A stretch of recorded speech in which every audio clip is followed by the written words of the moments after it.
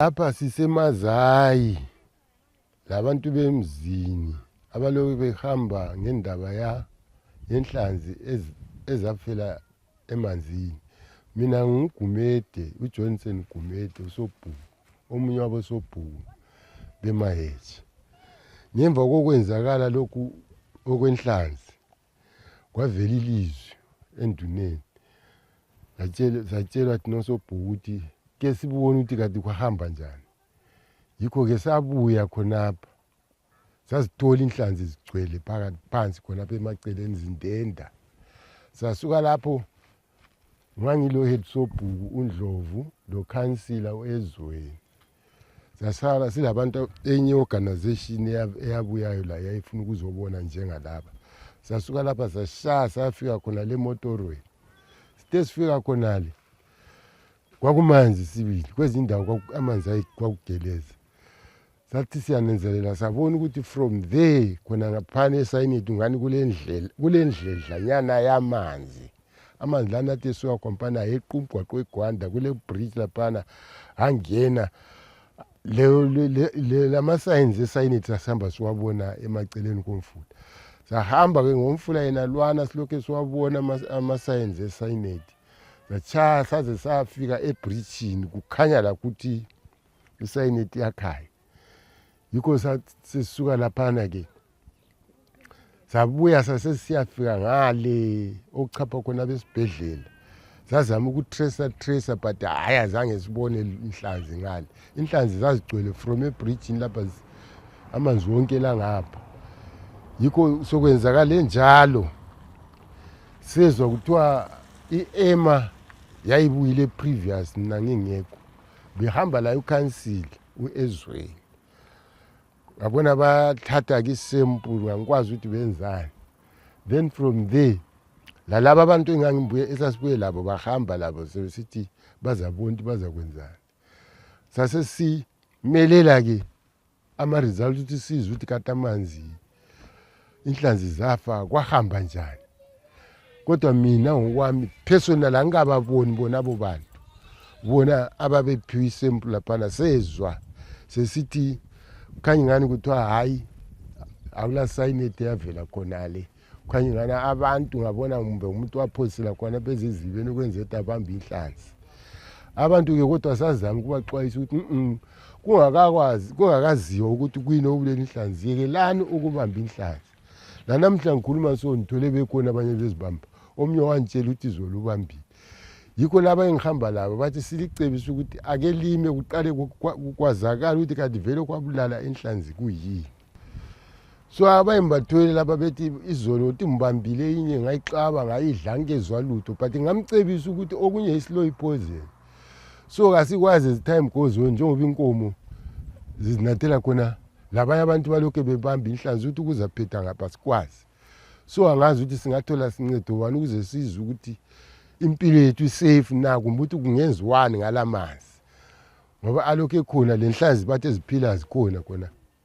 Ibizo ngumncedisi uMavuso Chabalala, umhlali wakhona apha edorobheni leMaphisa elokishini leMafuyana. Lapha iwater source yethu iAntelope Dam. iAntelope Dam ebuya ngumfula uChachane efika ivalwe lapha eMaphisa. Phezulu ngale kule Nyamazana plant ngapha ngenxele kule Navada 24 ama plants lawa ayenza ukuprocessa igolide. Bathatha istove lesiyana bazithathe bazigige bazihlanganise lemithi ukuthi kusenge igolide leliyana liyabe lisalele laphana besebenzisa ama chemicals afana labo cyanide ukuthi bakhiphe igolide labo. So okwenzakeleyo in 2 weeks ago izulu lisina laphana kwase kudubuka ke ngale eNavada 24 plant kwadubuka kwalandela isifula kwehla islime lesiyana sehla sazongena esifuleni umazayi wona lo ngale phezulu kwaba le trace yomotor uzofika lapha. Singakananzelela ukuthi kwenzakala nabantu bavuye kuseni sebesethuka ukuthi ngoba lapha amanzi wonke la kwakugcwele inhlanzi lapha ezifileyo zindenda phezulu, ezinye zibanjelwe ngale nxa ususiya ebridgini emahlahleni ngale. Inhlanzi lezo zibonakala zikhona lapha, abantwana sebedobha, osobhuku labokhansila basebelimukisa-ke abantu ukuthi hhayi bangazidli inhlanzi leziyana. Safika-ke lapha salandela wona lumfula-ke sisiye emuva lapho kungabe kuvelele khona iproblem, sahamba sibona islime umotoro lowo, saze safika khonale emotorweni lwana owe-Nevada 24, eyiplant esizwa kuthiwa they produce roughly 4 to 5 kgs of gold monthly. Besebenza bekhona pha esigabeni sakithi seMatobo. Okusizwisa ubuhlungu singabahlali beMatobo yikuthi igolide elingaka eliphuma emehlweni yethu, endaweni yethu thina as a community, akukho esikubhenefithayo out of that gold. Siyezwa sibili ukuthi i-economy yethu is backed by gold, kodwa thina lapho ekuvelela khona lelo golide singatholi lutho, imigwaqo ifile, ama-services kasiwatholi, abantu beziluthela nje igolide behamba labo besiyazenzela abakwenzayo. Okubuhlungu ukuthi i-environment yethu, amanzi ethu lawa ase-poisoned, inyamazana zethu zinatha khonapha, labantu amanzi sithatha khona lapha. Thina esisala lakho yi-poisoned environment, abantu bethethe ama-resources ethu bahamba lawo. Bona nxa besiza lapha abanikazi bamakampani babuya lamanzi asemabhodleleni. Thina we are forced to drink amanzi aphuma epompini, esingakwaziyo ukuthi lawo manzi asafe okunganani kithi, kumbe yi-slow poison esiyinatha siyifake emzimbeni. Amanzi lawa isifula lesi sihamba siyehlangana loChachani ngale, bese sehla uChachani, kutsho ukuthi abantu bonke kusehla kusiya khona leLingwe, Chelanyemba, Sanetseni, uZiyebamba uChache, bazaba lenkinga efanana leyethu le lapho ukuthi sifelwa zinhlanzi. Sesikhangele nje ukuthi lezi fuyo zethu mhlawumbe zizaba lenkinga. Sikufisayo thina siyizakhamizi ukuthi sazi ukuthi amanzi esiwanathayo ngamanzi aphephileyo yini. Sizwile ukuthi i-EMA yabuya yazothatha ama-samples lapha. Okusimangalisayo ukuthi i-report yakhona kasikayiboni ngamehlo, sekuze kudlule 2 weeks, we are now approaching the 3rd week. Asikayiboni ngamehlo i-report yokuthi lokho kungabe kwenzakale lapha kungabe kubangelwa kuyini. Kodwa esikuzwayo ngamafoni bathi kuthiwa hayi, bathi kulama-traces awe-cyanide, kodwa ama-trace e-cyanide kawaveli eNevada 24. So esingakwaziyo ukuthi i-cyanide eNevada 24 ichiyene yini lalawa amanye ama-cyanide abulela inhlanzi lezi ezilapha. Kule inyamazana layo yayiprocessa isenza into efana nale Nevada 24. Kuthe kubonakala ukuthi ingcekeza yabo, islime sabo singena size siyengena edamu, izakhamizi zaphakama zabambana, kwaze kwazofika i-Parliamentary Portfolio Committee ezimayini, kwasekumiswa-ke i-operations yenyamazana plant ukuthi bangayenzi lokhuyana, ngoba umotoro wabo wawusungena usiyangena edamu eliyilo elisuplya amanzi eMaphisa le-Ada ngale. So sikhangelela ukuthi sithole ama-results alokho kwenzakala lapha.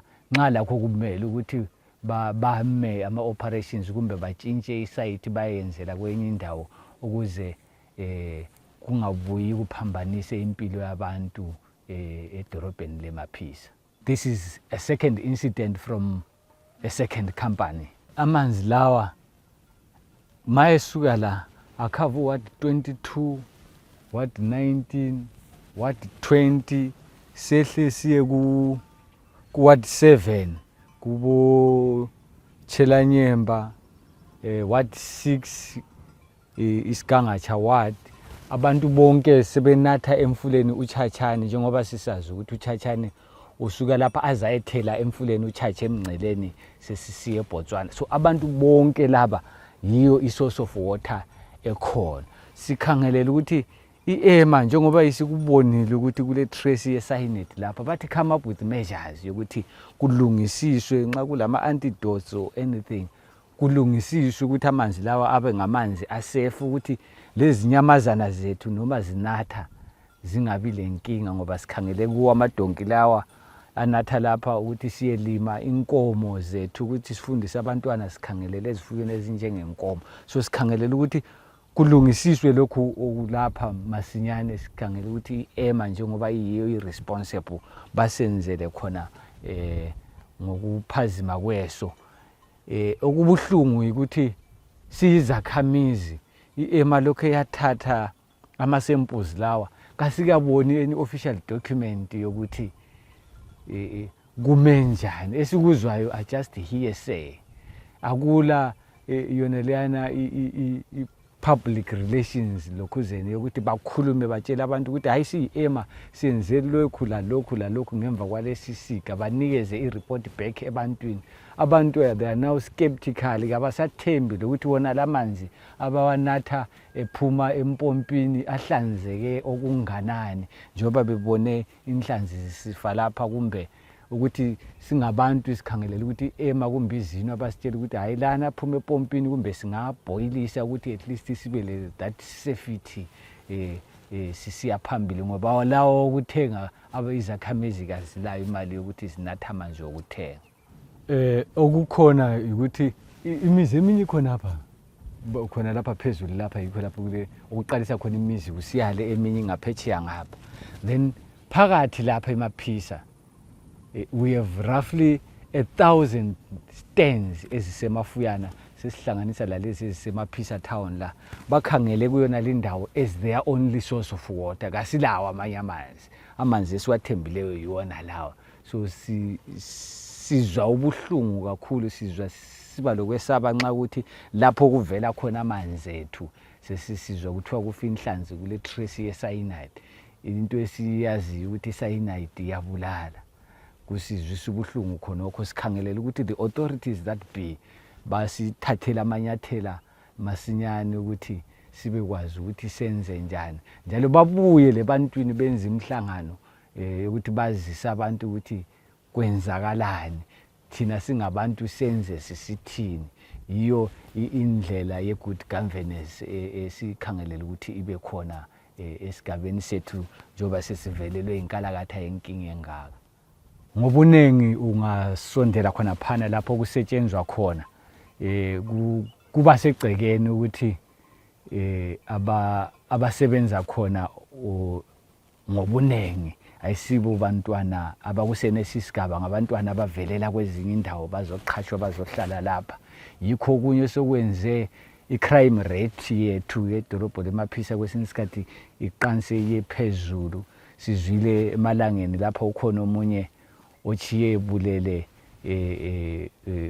umama lapha efuna ukumbamba iganyavu wachiye embulele wabaleka wahamba waya kibo khonale wafika la wasezibulala khona ngalo ngompopho sukela ngobunengi abantwana abaqhatshwa lapha isibo balapha esigabeni yebo kuvumelekile emthethweni ukuthi umuntu uyaqhatshwa kuzo zonke izigaba kodwa ke nxa silandela i-devolution of power a local has to benefit from what is happening in his or her own vicinities ngoba yikho lapho laye ale thuba lokuthi athole khona umsebenzi i-full implementation yento okuthiwa i-devolution of power i-devolution of power yikwehliswa kwamandla esuka phezulu esize ezigabeni kuma-provinces lapha ezigabeni lapha abantu kumbe i-local governance yakhona ibe lelungelo yokuthi izikhangelele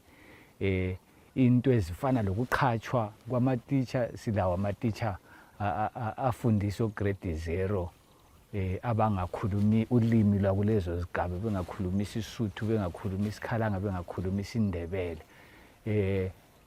igolide leli lisuka lapha 4 or 5 kgs ukuthi liya ngaphi kasikwazi kalincedisi lutho imigwaqo ifile abantwana bahlala phezulu kwezitina akula mabhentshi akula ma-computers akula ma-classroom blocks kungenxa yokuthi abantu ababambe lezo zikhundla ngabantu abangaveli kuseneso sigaba kabalani lentuthuko yesigaba leso lapha ababuye abakulandileyo bona yikuzosebenza ukuthi benze imali bengathuthukisi isigaba lapha abasebenza khona. Mina ngukhansila uNqobizitha Ngwenya, ukhansila ka Ward 19 eMatobo RDC, ogoqela idolobho laseMaphisa lama villages asurrounding. Some few days ago sibe le crisis esibelayo phakathi kwethu lapha njengewadi lezakhamizi zendawo. There was a contamination in our Mazai River whereby kids in the morning they stumbled upon dead fish zindenda nje phezu kwamanzi. So kwatshenza ukuthi no into enjalo vela into siyonto ejayelekileyo.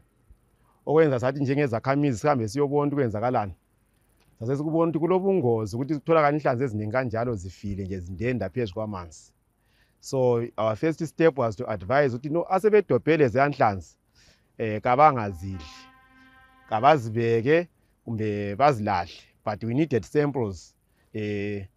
Sesenze kanjalo sa informa iEMA ukuthi sile problem efana nale emanzini ethu lapha kuMazai. Inhlanzi zifile, sicabangela ukuthi kungaba yipoisoning because in our first instant ngenxa ukuthi kwakune izulu lageleza amanzi esuka ezimayini ngale down there up there abuya phansi angena ngaphi emfuleni wethu. Sasicabanga ukuthi maybe cyanide poisoning. We so very disappointed ukuthi sibonakala ukuthi kube lamanzi agelezayo esuka emayini where there is a responsible authority supposed to control ama-outflows amanzi anjengalawo. So iEMA yabuya yathatha ama-samples bathumela ama-officials from their district offices, babe bathatha ama-samples amanzi lana, bathatha esizibeni sena lesi lenhlanzi ezifileyo, bathatha lakwezinye iziziba ezisurrounding indawo leyana. So bahamba lama-samples zawo lana. Kwahlala amalanga thizeni lathi sithe sibona ngani bayaphuza, sathatha wethu ama-samples nje ama-residents. We organized each other, sadinga i-transport le mali, sagadisa u-resident chair, ayesihambisela ama-samples to an independent lab. So unfortunately thina sayachaya ukuthi i-sample handling yethu it was so poor ngoba sisingayazi i-process ukuthi ihandlwa kanjani. So ama-samples ethu asithengisanga anything ecacayo ngoba negative. Kuthe sekubuyelana wethu awezini abeyasitshengisa ukuthi i-cyanide ikhona esizibeni. They found traces of cyanide esizibeni, but isizibe esiyi-1 esatholakala silama traces e-cyanide okwakufe khona inhlanzi khona phayana. Then basebenanzelela ukuthi kulesi ziba esiphezulu lapho kwakudlule khona amanzi la esasacabangela ukuthi iwalethi cyanide, inhlanzi zaziphila kulesi yasiziba. So kwase kudingakala ukuthi kwenziwe investigation what can be the possible source of cyanide esizibeni since kukhanya ngani kabuyanga la amanzi kade siwacabangela, kayibuyanga la amanzi kade siwacabangela. So wabuya uNdlovu umanager we-EMA from all the way from Gwanda, he came like wa investigator. He is the one who gave me the explanation ukuthi into engabe yayenzakala ngabe kulo muntu wabe waphosela i-cyanide esizibeni lesiyana or kulo muntu wagezela into ezicontaminated esizibeni lesiyana. So wafonela ke umanager weNavada 24 onguye umuntu osebenzisa i-cyanide kakhulu. Wenzani ama-cyanide lana labe seqeda u-empty cyanide akubasa ngapha ama-empty lana wasithi yena uyalahla. But lama-sample ama-container la siyabona athengiswa khona amaphisi ama-50 kg lana, which means labana abantu bayathatha bayowagezisa ukuthi bagesela ngapha kula muntu okwazi.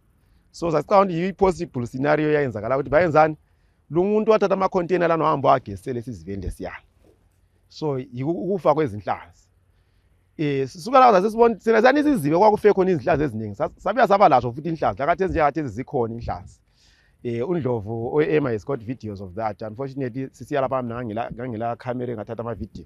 So otshenza ukuthi seyadalutheka ngokutsho kwakhe ne-explanation asinika ukuthi ingabe seyadalutheka i-cyanide. Ngakho ke wase advise ukuthi fanele siqaphele njenge-community ukuthi i-disposing ama-containers e-chemical yana si-conscientize abantu ayigeziselwa ezizibeni ezipublic.